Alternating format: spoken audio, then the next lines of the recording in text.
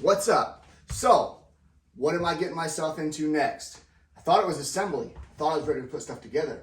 No, I told you complete transparency, right?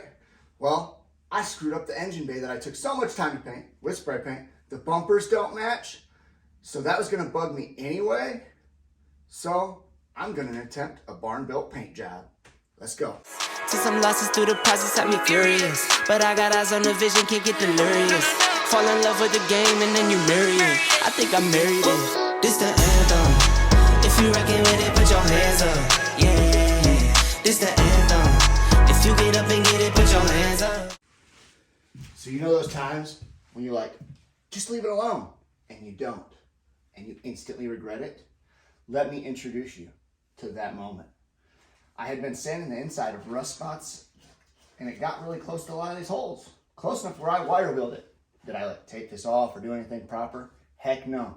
Instead, I let the wire wheel rub through on my beautiful paint job, which then led me to think, which I don't know why I thought this, especially looking back. I could touch just this, even though I'd already clear coated it. I could touch just these spots up, and it'll be fine. So I touched those spots up. Had to put black. Had to put color shift. Tried to clear coat. Did I mention complete transparency? I usually have like Windex and stuff out here to clean down the dust or whatever I need. And for some reason, when I went to clean this up to, paint, I grabbed a freaking waterless wash and wax. Yeah, I said it, wax. I was thinking real hard about that one, wasn't I? Anyway, after that, I did attempt to clean it before I added the other clear coat. It was too late. I mean, I had, all I had was paint prep wipes from the Duplicolor, not even anything real. Complete transparency, right? So, if I can screw up a paint job this bad in the engine bay that just had spray paint involved, let's see what I can do to a whole car, right? But, in all seriousness, I am going to take a stab at it. I'm going to see what I can do. I don't feel like I have a choice. I can buy everything I'll need. Not saying it's the best, but bear with me. Very new to paint. Buy everything I need to paint the car, in theory, because I don't know, for like $700. Or I can pay somebody, have to move it, have to wait, have to do it on their timeline, etc., etc., etc. Okay, I already got this side popped off real quick. And yeah, it's in about this shape I expected. On almost every one of these cars, that's about what it looks like, so. Yeah, no surprises there. I'll start back here. The one thing that seemed to be a general consensus that most people could agree on was 400 grit. So we'll see how it goes, right?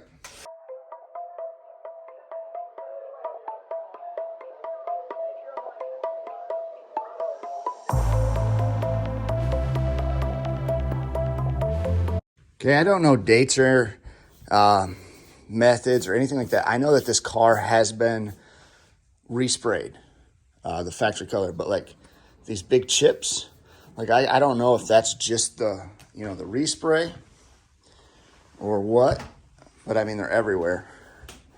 That's also, it gives me the confidence in my decision as far as the single stage, because this car was painted. And that stuff, happens no matter what. I mean, what you gonna do, right? This right here, I think that the antenna piece was just left on and painted over it. So maybe that's just that chipping. But I feel like, I'm supposed to be doing stuff about the stuff right now. But I don't really have a good solution because I can't, weld yet. So I feel like if I just put a piece down there, I don't know what, JB Weld, I don't freaking know. And then bond to it, but then comes the body work and the crap I did not want to do. Yeah, see, look at the chips are everywhere.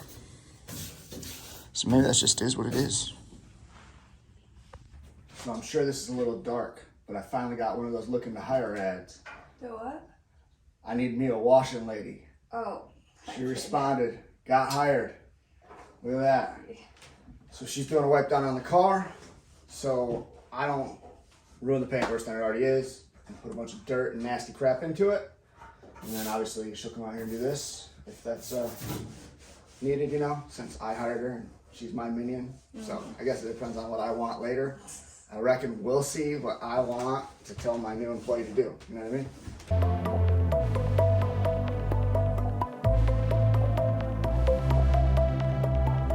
It's not as bad down there, but as you go down the door,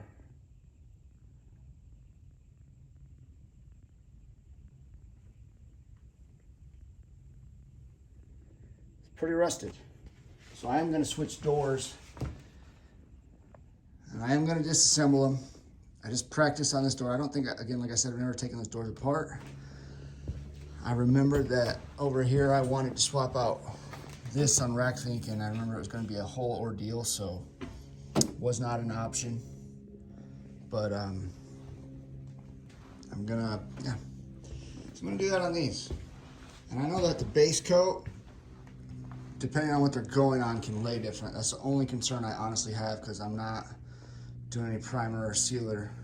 I'm just gonna try to throw the single stage. So hopefully it don't look too wonky, but I reckon we'll find out, eh? Okay, I'm not sure if you can see me. You know, I always wonder that. How do people film themselves and know what they're filming?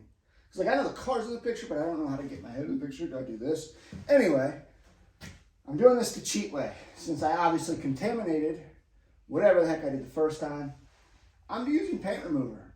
I hate it a little bit. I mean, it stinks, all the obvious stuff. But I think it was the quickest way to get all of the stuff off without trying to sand it. On the big end of things, I got a week where I think I could paint the car if I can get this done properly. I have to remind myself that because I'm an impatient person. Pushed RackThink out of the barn. The main reason I did that is because, holy crap, cars take up a lot of space. There's so many things that you don't think about until you go to do something on your own, right? So the fenders will not be on the car. The doors will not be on the car. The bumpers will not be on the car. None of the side skirts, the spare tire delete. Oh, I keep wanting to do that and I keep forgetting. I want to put the side strakes on before I paint the car. That way the holes are already there. Can I do that right now? No. I had to tear the doors apart, get the trim off, sand them. If I can get the engine bay stripped down and washed by tomorrow, I still have to do it. It's a lot of work, a lot of work. So to not rush it and get the result I need, I'm gonna hush my mouth, continue working. First off, I'm gonna blow out this. I think I need the hose in here to wash the gunk as I'm getting it off. So much to do. Need to write a list, but then I won't follow the list because I'll forget to follow the list. So, like, does the list even matter? I don't know. Anyway, come on, let's go to work. So I certainly never, ever claim to be a body guy because I don't know dick about doing body work. But, so, from what I gather, it looks like, because a lot of these cars that I got from the South have, you know, like rust on them, on the roof. I can't tell if that's like paint flaw or something, or if it was just cooking through, or if it got through to the old stuff, but I don't know. Making it awful hard to just blend this section in over here. Freaking trying to do zero body work. Hello, work with me now.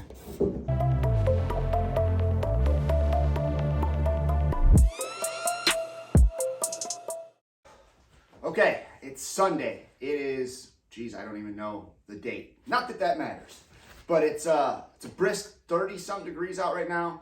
Supposed to get up mid-50s. It's supposed to be the last day that's supposed to be in the mid-50s.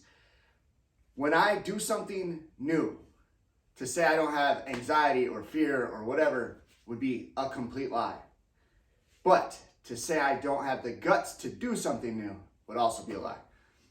I have this problem with not knowing how to do things.